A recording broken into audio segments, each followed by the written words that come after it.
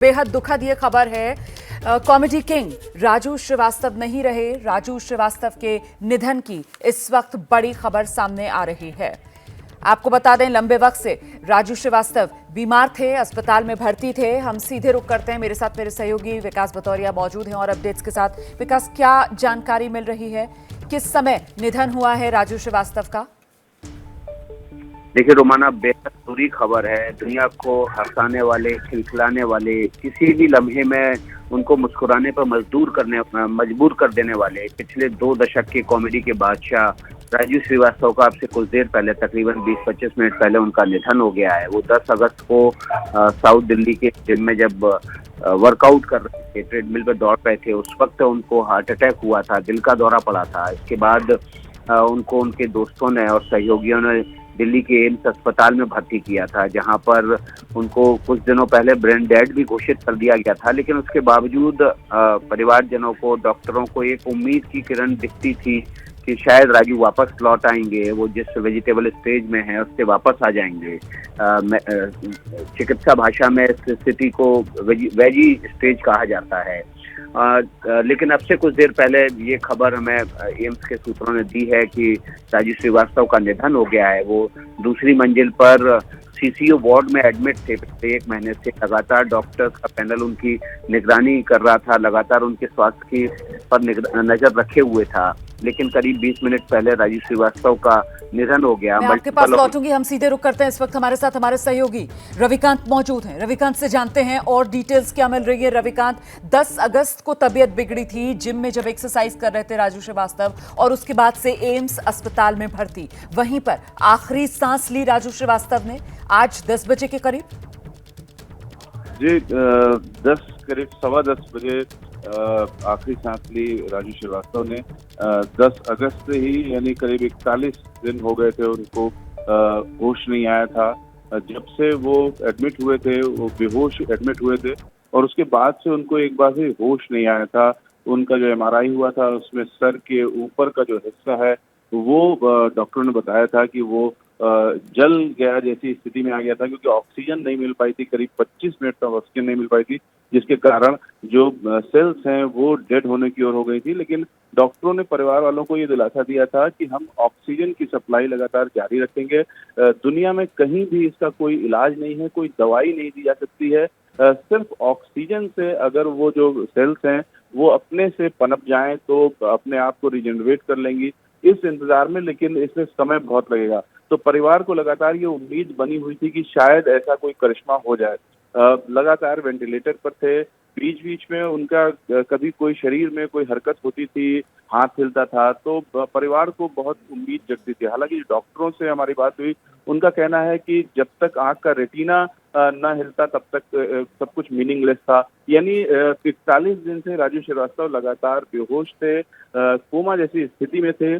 और आज जब उनकी डेथ हुई है, परिवार वालों से हमारी बात हुई, बेहद शोक संतप्त हैं। उनके घर में उनका एक बेटा है जो क्लासिकल संगीत के क्षेत्र में है, और उनकी एक बेटी है जो कि फिल्मों में है। वो फिल्में प्रोड्यूस करने के लिए असिस्टेंट प्रोड्यूसर है।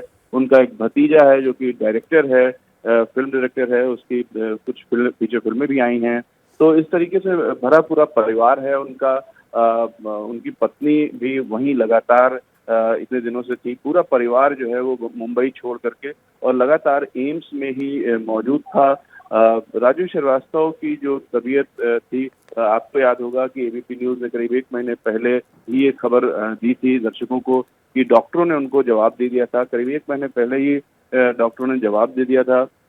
ये कह दिया था कि परिवार के जो बाकी लोग हैं उनको बुला लिया जाए, और उसके बाद से ही जो परिवार, एक्सटेंडेड फैमिली है उनकी, लखनऊ में और अन्य शहरों में, वो सब भी आ गए थे। और पिछले 1 महीने से एक पूरा जो उनका कुनबा है, खासतौर से कानपुर में जो बहुत ज्यादा रिश्तेदार हैं, वो सब आकर के यहाँ पर रह रहे थे और लगातार राजू को और उनके परिवार को के साथ खड़े हुए थे। आपको बता दें कि राजू श्रीवास्तव की फैमिली बहुत बड़ी है, और राजू श्रीवास्तव इतने ग्राउंड से जुड़े हुए थे कि वो अपने परिवार और रिश्तेदारों को बहुत ज्यादा मानते थे। वो लगातार उनके स्वागत में रहते थे। वो अक्सर कानपुर आते थे, इलाहाबाद जाते थे, और अपने जो पुराने संबंध हैं उनमें से जैसे कोई आदमी बड़ा हो जाता है तो पुराने संबंधों से बहुत दूर के रिश्तेदारों से दूरी हो जाती है। राजू श्रीवास्तव के केस में ऐसा नहीं था। राजू श्रीवास्तव लगातार अपने जो दूर दराज के रिश्तेदार होते थे, कुछ गरीब रिश्तेदार होते थे, उनसे भी लगातार उनका संपर्क रहता था। और ये चीज हम जब एम्स में जाते थे तो हमको देखने को मिलती थी कि जिस तरीके से लोग एम्स में आ रहे हैं और लगातार एक के बाद एक आते रहते थे और चुपचाप खड़े रहते थे और चले जाते थे। उनको ये भी नहीं था कि वो किसी को बताएं, कुछ करें। लोग आते थे, चुपचाप खड़े रहते थे, एक समय देते थे और चले जाते थे। उससे देख के लगता था कि राजू श्रीवास्तव का जो स्वभाव था और लोगों से उनका जो परिचय था, उनसे लगाव था, वो कितना बड़ा था और उसका दायरा कितना बड़ा था। मेरी भी राजू श्रीवास्तव से कई बार मुलाकात हुई, कई बार बातचीत हुई, जिसमें उन्होंने कुछ राजनीतिक बातें बताई। उनको बीजेपी में उनकी जो स्थिति थी, अक्सर उनको अमित शाह बुलाते थे दिल्ली, और अमित शाह से भी उनकी काफी नजदीकी रही है। बिल्कुल, आप रहिए मेरे साथ, मैं लौटूंगी आपके पास। तो हंसाने वाला रुला गया 41 दिन से एम्स अस्पताल में भर्ती राजू श्रीवास्तव आज सुबह 10:15 बजे अंतिम सांस ली। क्या मजबूरी है मेरी, बताइए। मैं अभी आपको बताती हूँ कि मैंने ओए होए होए होए नमकीन के चटकारे लेते हुए टकटकी मार के डिबेट शो को पॉज रिपीट कर कर के देख रहे हैं जोगिंदर जी। इनकी तरह आप भी देखें अपनी फेवरेट डिबेट्स को रिपीट कर और डाउनलोड कीजिए एबीपी लाइव ऐप अपने स्मार्ट टीवी पर।